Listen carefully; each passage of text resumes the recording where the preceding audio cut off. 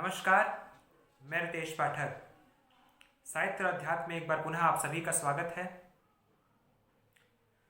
नीलाम्भुजश्यामलकोमलांगं सीता समारोह पितवाम भागं पाणौ महासायक चारुचापं नमामि रामं रघुवंशनाथं नमामि रामं रघुवंशनाथम।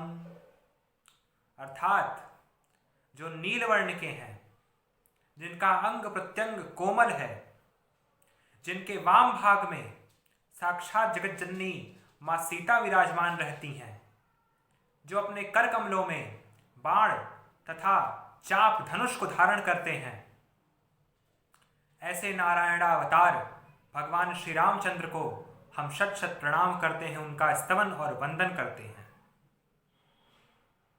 इस संसार में जब जब भी किसी विवाह की चर्चा होगी, किसी घर में कोई मांगलिक कार्य विवाह होगा, तो भगवान राम और देवी सीता के विवाह की चर्चा ना हो, ऐसा तो हो ही नहीं सकता। भगवान राम और देवी सीता का एकमात्र ऐसा विवाह है पूरे संसार में, जिस विवाह में समस्त देवी देवता अपना अपना भाग ग्रहण करने के लिए पधारे थे। इस बार साल 2020 में विवाह पंचमी का महामहोत्सव 19 दिसंबर 2020 दिन शनिवार को पड़ रहा है। बड़े धूमधाम से विवाह पंचमी मनाई जाएगी। आइए जान लेते हैं विवाह पंचमी क्या है। सबके मन में यह कौतुक रहता है कि विवाह पंचमी क्या है। विवाह पंचमी उतना भारत में मुख्यतः प्रसिद्ध और प्रचलित नहीं है, किंतु जनकपुर और नेपाल में आप जाकर देखेंगे तो वहां यह किसी उत्सव से कम नहीं है। मार्गशीर्ष माह के शुक्ल पक्ष की पंचमी को भगवान राम और मां सीता का विवाह हुआ था। इसी महोत्सव को विवाह पंचमी के नाम से जाना जाता है। आज भी, आज के जमाने में भी अयोध्या से बारात जनकपुर, जो कि अब नेपाल में हो गया है, आज भी अयोध्या से बारात जनकपुर के लिए रवाना होती है और बड़े धूमधाम से भगवान का विवाह महोत्सव मनाया जाता है। जो विवाह रस्में हर व्यक्ति के विवाह में होती हैं, वही रस्में भगवान के विवाह में भी बड़े धूमधाम से निभाई जाती हैं। जैसे दशरथ जी विवाह की बारात लेकर गए थे, उसी प्रकार आज भी अयोध्या से बारात जनकपुर जाती है और बड़े धूमधाम से उनका स्वागत होता है। आज भी लोग देवी सीता को जनकपुर की बेटी मानते हैं, अपनी बहन मानते हैं, और भगवान राम को पहुना मानते हैं, दामाद मानते हैं। विवाह पंचमी का त्योहार जनकपुर और अयोध्या दोनों जगह बड़े धूमधाम से मनाया जाता है। अब तो यह पूरे भारत में बहुत धूमधाम से मनाया जा रहा है। गोस्वामी जी रामचरितमानस में लिखते हैं, कुंवल कुंवल कर भावर देहि, नयन लाभ सब सादर लेहि, जाई न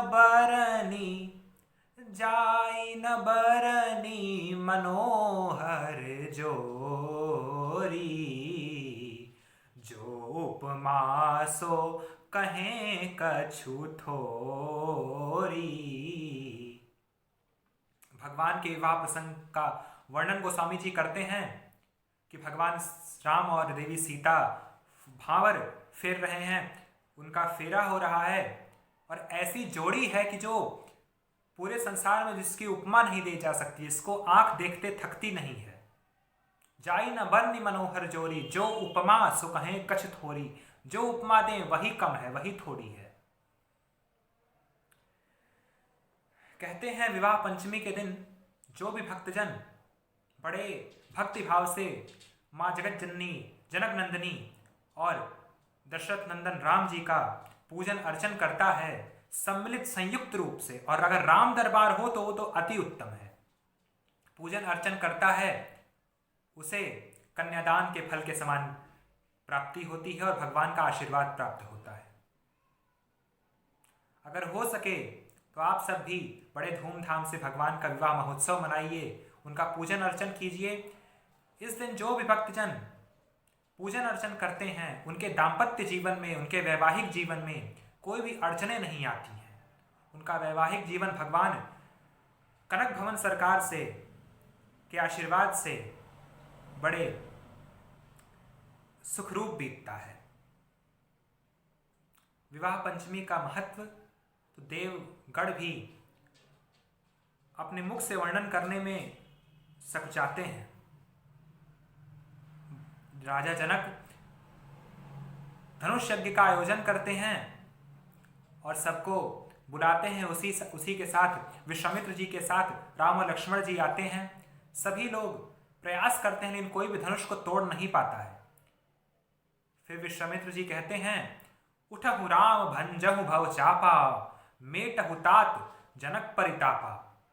उठो राम, जनक जी के परिताप को दूर करो और भगवान शिव के धनुष का भंजन करो। भगवान राम शिव जी के धनुष का भंजन करते हैं, तोड़ते हैं और माता सीता के साथ अपना नाता जोड़ते हैं।